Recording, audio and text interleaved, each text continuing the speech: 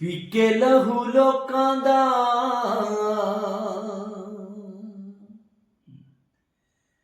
ਪੀ ਕੇ ਲਹੂ ਲੋਕਾਂ ਦਾ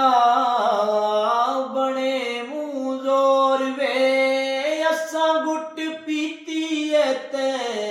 ਮਚ ਗਿਆ ਸ਼ੋਰ ਵੇ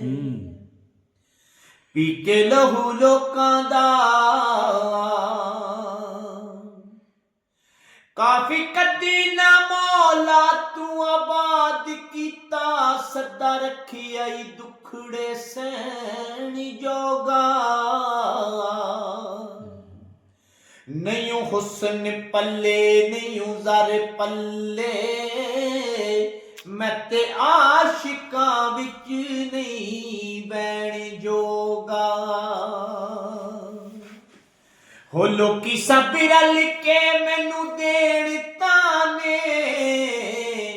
ਮੈਂ ਤਾਂ ਕੁਝ ਨਹੀਂ ਕਿਸੇ ਨੂੰ ਕਹਿਣ ਜੋਗਾ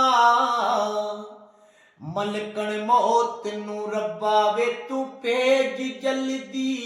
ਨਹੀਂ ਖਾਲਕ ਦੁਖੜੇ ਸਹਿਣ ਜੋਗਾ ਵਾਹ ਜੀ ਵਾਹ ਜੀ ਪੀ ਕੇ ਲਹੂ ਲੋਕਾਂ ਦਾ ਬਣੇ ਮੂੰਹ